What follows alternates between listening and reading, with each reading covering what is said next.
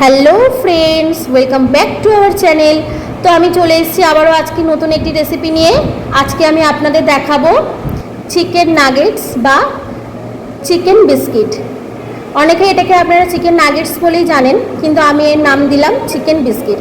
তো আপনারা আমার রান্নাটি প্রথম থেকে শেষ অবধি দেখতে থাকুন।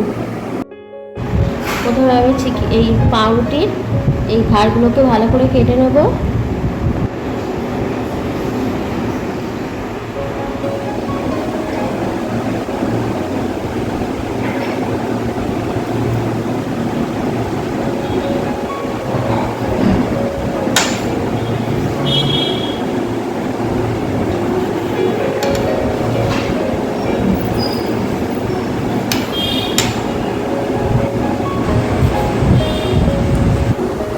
এরকম চৌকো চৌকো করে পিস করে কেটে নেবো।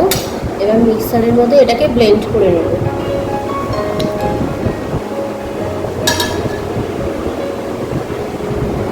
পাউরুটিটাকে ঠিক এরকমভাবে গুঁড়ো করে নিয়েছি। এখানে আমি কিছুটা পরিমাণে চিকেন আর কিমা নিয়েছি। এবার আমি এগুলোকে একটু ম্যারিনেট করে নেব। দিয়ে নেব কিছুটা পরিমাণে সয়া সস, সামান্য পরিমাণে টমেটো কেচাপ, সামান্য পরিমাণে আদা বাটা, সামান্য পরিমাণে রসুন বাটা, কিছুটা পরিমাণে লাল লঙ্কার গুঁড়ো, আর দিয়ে নেব পরিমাণ মতো নুন। সব কিছুকে হাত দিয়ে খুব ভালোভাবে মেখে নিতে হবে। সব কিছুকে আমাদের খুব ভালোভাবে মাখানো হয়ে গেছে। এবার আমরা এটাকে মিক্সারে গ্রাইন্ড করে নেব। পুরোটা আমরা মিক্সারের মধ্যে দিয়ে দেব। এটা আমাদের হয়ে গেছে। এবার এগুলোকে সব বার করে নেব মিক্সারের থেকে। দিয়ে নেব সামান্য পরিমাণে সাদা তেল আর খুব সামান্য পরিমাণে একটু ময়দা। এবার এটাকে খুব ভালোভাবে হাত দিয়ে মেখে নেব। খুব ভালোভাবে মেখে নিতে হবে।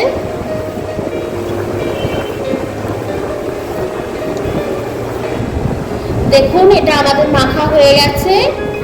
এবার আমরা এটাকে তৈরি করে নেব। টেবিলের উপর এটাকে পাতিয়ে ভালোভাবে চৌকো করে নিতে হবে। মোটামুটি একটা গোল শেপ দিয়ে নিয়েছি। এবার আমি ছুরিতে একটু সাদা তেল মাখিয়ে নেব। নিয়ে এটাকে আমি পিস পিস করে কেটে নেব।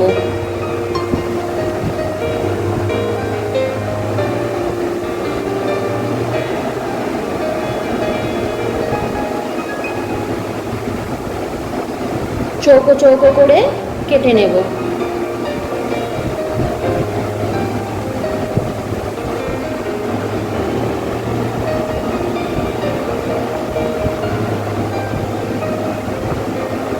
এইভাবে চৌকো চৌকো করে কেটে নেব। এবার এগুলোকে আমি তুলে নেব। খুব আস্তে আস্তে করে তুলে নেব। তো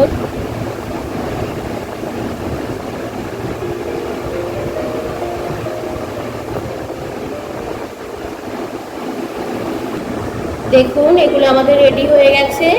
এবার এগুলো আমরা ভাজার জন্য রেডি করে নেব। একটা ডিম নিয়ে নিয়েছি। ডিমটাকে ফাটিয়ে নেব। দিয়ে নেব খুব সামান্য পরিমাণে নুন। ডিমটাকে ভালো করে ফাটিয়ে নেব। এখানে ডিমটা আমাদের ফাটানো হয়ে গেছে। এখানে নিয়েছি খানিকটা ব্রেড ক্রাম্বস। এবার একে একে সবগুলোকে গড়ে নেব। একটা একটা করে পিস এর মধ্যে প্রথমে ডিমের গোলায় দিয়ে নেব। নিয়ে তুলে ব্রেড ক্রাম্বসের মধ্যে দিয়ে দেব। দিয়ে খুব ভালো করে মাখিয়ে নেব।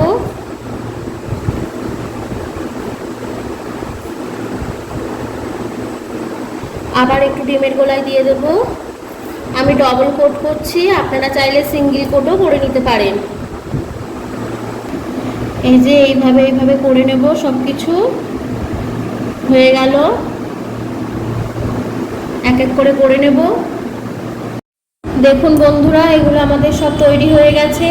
আপনারা চাইলে এরকমভাবে ফ্রিজের মধ্যে স্টোর করেও রেখে দিতে পারেন। কড়াই গরম হয়ে গেছে। কড়াইতে তেল দিয়ে নেব। তেলটা গরম হয়ে গেছে, এবার আমরা একে একে ভেজে নেব।